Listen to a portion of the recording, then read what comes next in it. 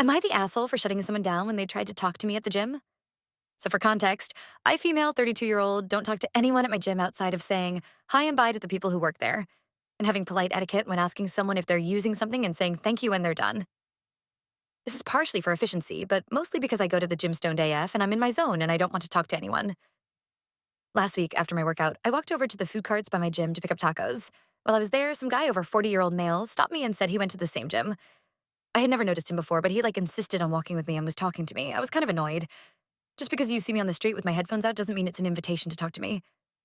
I made small talk and tried to be polite. Got out as quick as I could. So the other day, when I'm at the gym foam rolling out with my headphones in, this guy just beelines to me while I'm trying to avoid eye contact and squats down next to me to say hi and give me a fist bump. I give him a quick heads up, acknowledge him, but ignore the fist bump. Avoid eye contact the rest of the time I'm there. And then today, this guy comes into the gym and sees me. I immediately avoid eye contact, and he doesn't come up to me, so I think he gets the picture. But then, when I'm doing leg lifts, he comes over and tries to give me a fist bump. So I take out my headphone and I say, "Look, man, I don't want to do this. I'm here to work out. I'm not here to make friends. I don't want to talk to you, okay?" And he starts to say, "I was just saying hi." And I respond with, "Yeah, I get it. Please don't." And put my headphone back in and kept working out. I realize anyone who saw this probably thought I was a giant AH.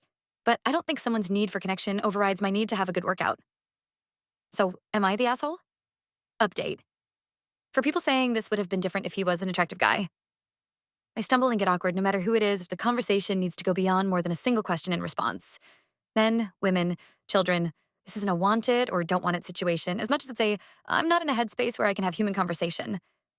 For people saying this is the same type of person who wonders why guys don't ask them out, I keep a little post-it note in my gym bag that says, "Hi, my name is Name.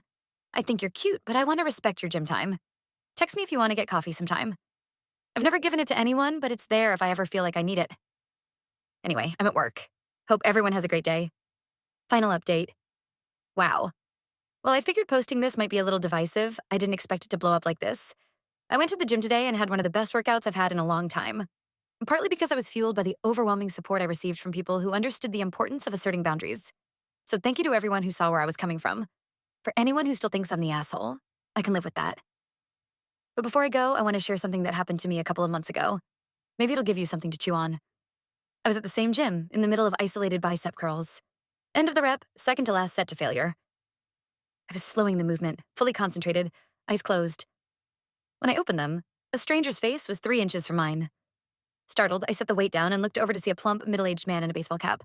I took out one of my headphones, still in shock, and all I could say was, "What the duck?" He then grabbed my arms and forced them back onto the machine's handles, saying, "One more."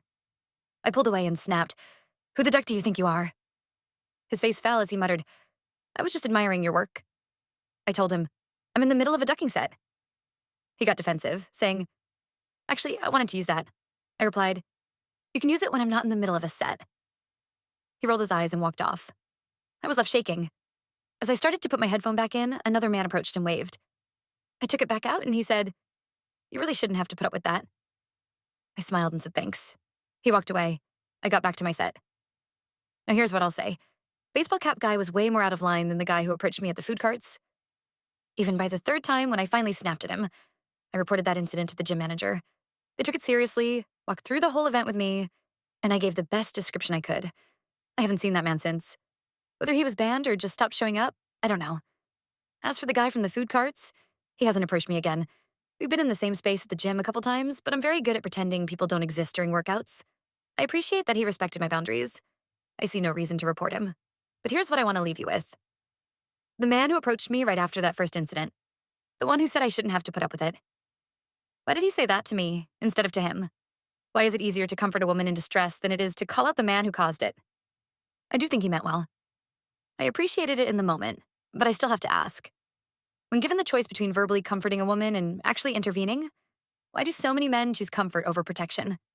Why is it harder to confront predatory behavior than it is to empathize with its aftermath?